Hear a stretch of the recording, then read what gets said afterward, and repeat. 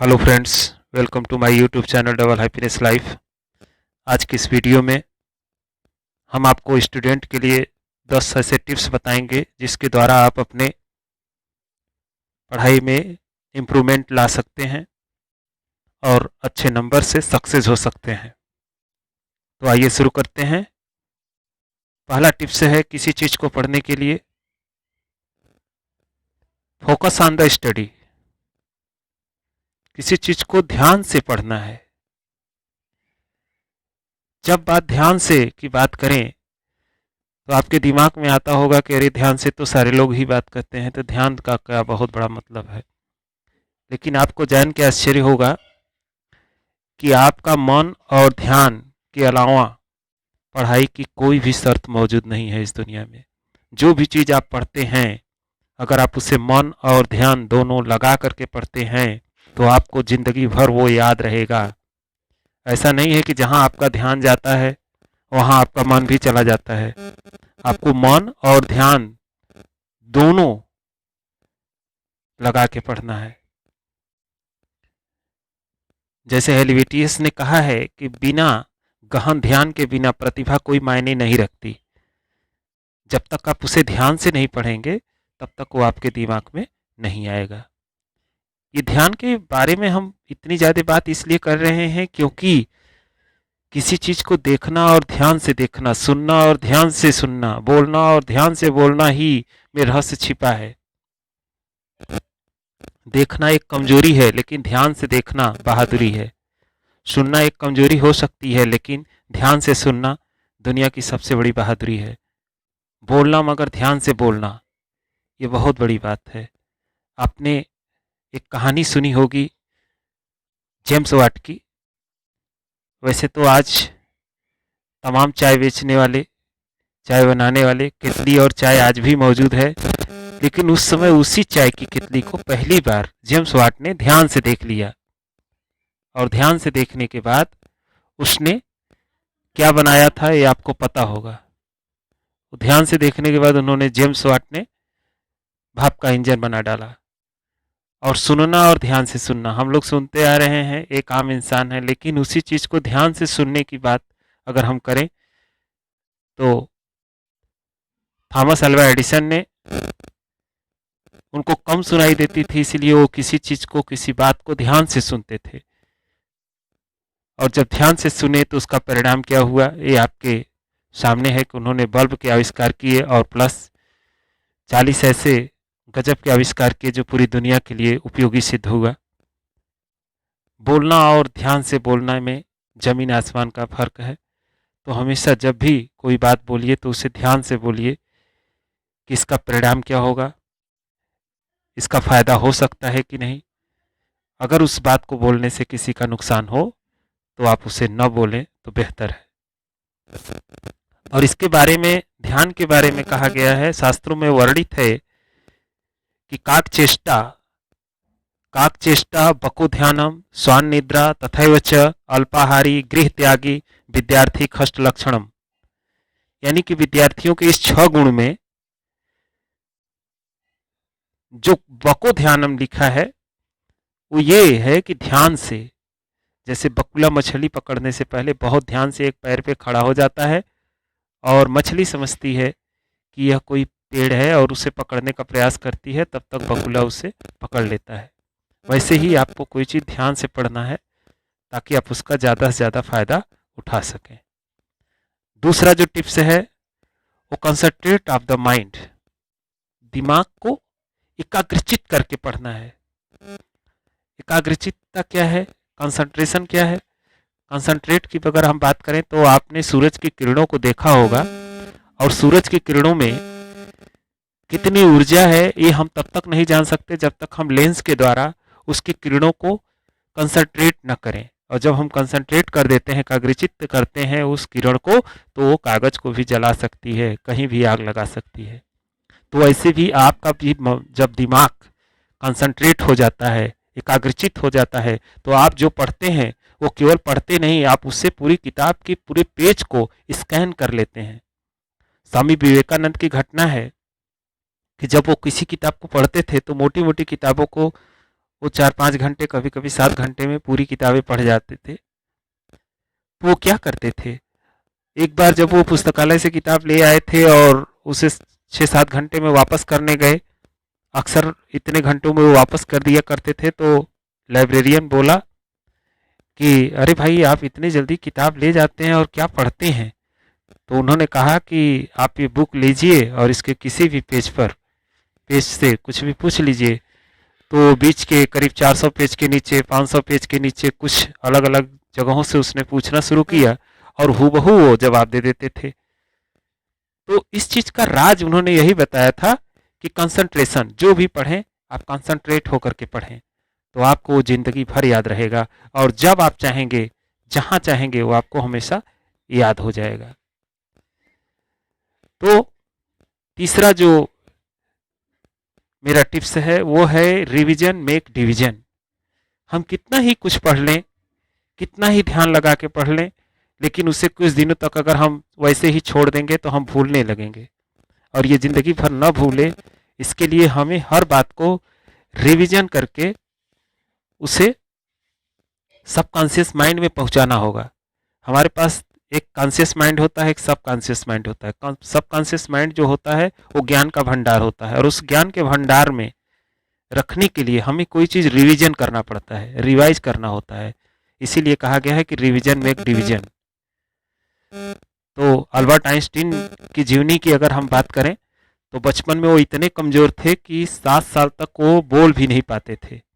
और जब उनको स्कूल से निकाल दिया गया था, तो पहली बार उन्होंने अपने टीचर से एकांत में जाके ये पूछा था कि मैम, क्या मेरे जीवन में कुछ सुधार हो सकता है, मेरे पढ़ाई में कुछ सुधार हो सकता है।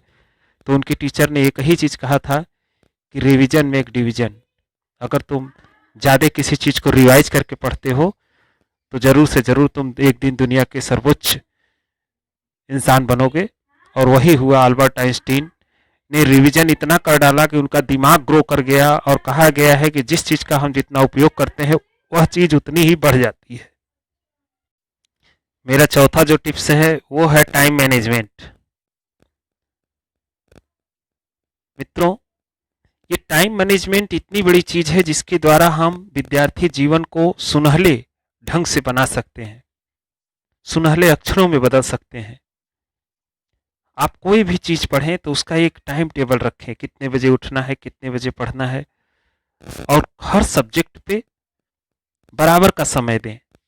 ऐसा नहीं कि एक सब्जेक्ट आपको ज़्यादा समझ में आती है तो उसके लिए बहुत ज़्यादा समय दे देते रहे हैं, तो उसमें तो 2-4 सब्जेक्ट पर कोई ध्यान नहीं दे रहे हैं। तो सारे सब्जेक्ट पर ध्यान दें, सभी विषयों को ध्यान से पढ़ें, मन, ध्यान और लगन से पढ़ें, और टाइम मैनेजमेंट करके पढ़ें। क्योंकि आपको अर्जुन की आंख की तरह, उस मछली की आंख की तरह, जैसे अर्जुन को केवल मछली की आंख की पुतली दिखाई दे रही थी, सेम आपको टारगेट करके पढ़ना है, टाइम टेबल के साथ पढ़ना है, एकाग्रचित होकर के पढ़ना है, और कंसंट्रेट होकर के पढ़ना है, ताकि आप इसका ज़्यादा से ज़्यादा लाभ उठा सकें। और पांचवा जो टिप्स है, ready to exam. Every second, every moment ready to exam. जब भी आपका टेस्ट हो, जब भी आपका कोई एग्जाम हो, आप उसमें रेडी रहें।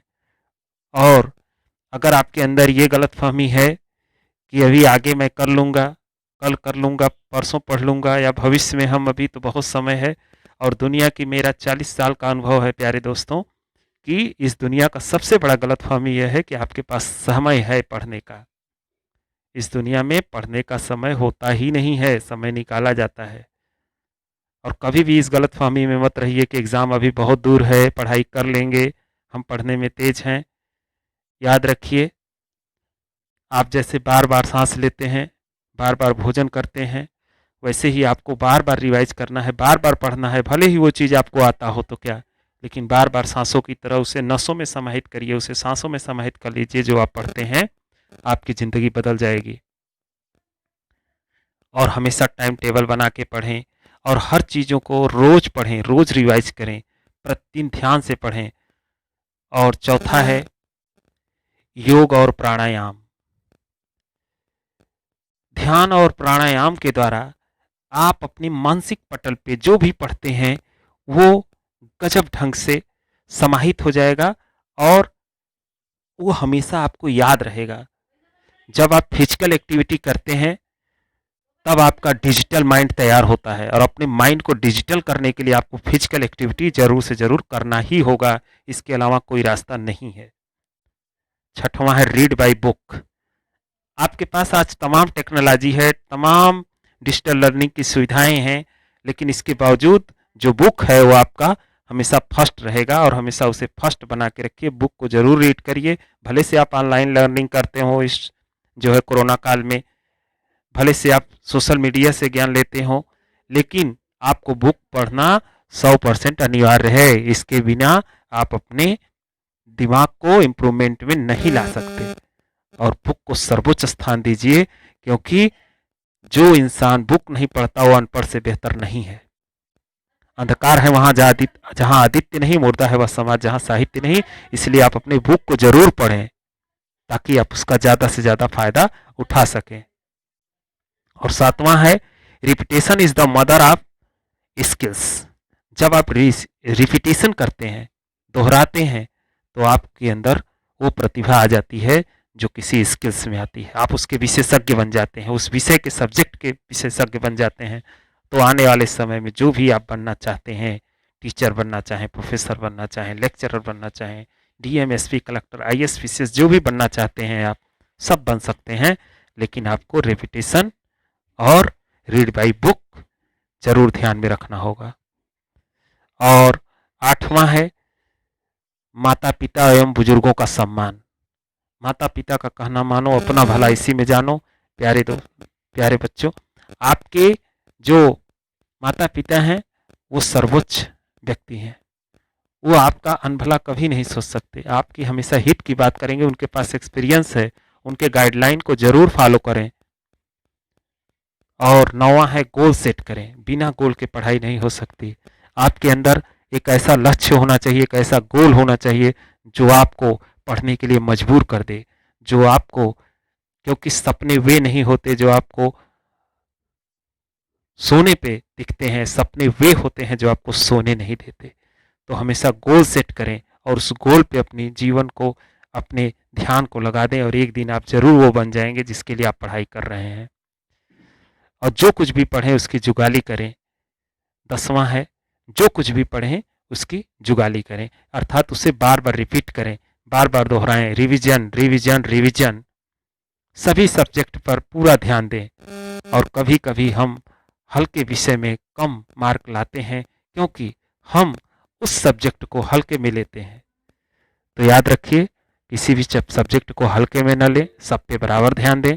और जो शुरुआत में मैंने वो शिक्षा के विद्यार्थियों के 6 लक्षण बताए थे, उस लक्षण पे सर्वोच्च प्राथमिकता के साथ ध्यान दें कि काक चेष्टा, बको ध्यानम, स्वान निद्रा तथैव च अल्पाहारी गृह त्यागी विद्यार्थी कष्ट लक्षणम, अर्थात कौवे की तरह कोशिश करने वाला, लास्ट तक कोशिश करिए, क्योंकि लहरों से टकरा कर नैया पार नहीं होती, कोशिश करने वालों की हार नहीं होती।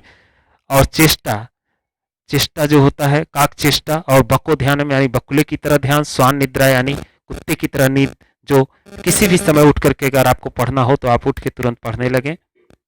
और तथैव च अर्थात आप अपने काम से काम रहें। अल्पाहारी अर्थात जो ही आप ज़्यादा भोजन करते हैं तो आपको निद्रा आएगी, इसीलिए अल्पाहारी रहें। गृह त्यागी का मतलब कि घर के जो विषय हैं उसको घर पे छोड़ दें। घर का त्याग से ज़्यादा यहाँ पे मतलब घर की जो परेशानियाँ तकलीफें हैं उस पर आप ध्यान न दे करके आप अपनी शिक्षा पर ध्यान दें, अपनी पढ़ाई पर ध्यान दें। यही विद्यार्थी के 6 लक्षण होते हैं जिसके द्वारा आप अपने जीवन को, अपने शिक्षा को सर्वोच्च प्राथमिकता के साथ आगे बढ़ा सकते हैं। और इन्हीं बातों के साथ इस वीडियो को ज़्यादा लंबा हो जाएगा, इसलिए आगे की वीडियो हम आपको और ढेर सारी अच्छी शिक्षा के बारे में जानकारियों को लेकर के पुनः हाजिर होंगे।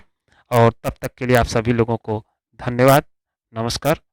अगर ये वीडियो आपको अच्छा लगे तो इसे लाइक करें, सब्सक्राइब करें। Thank you.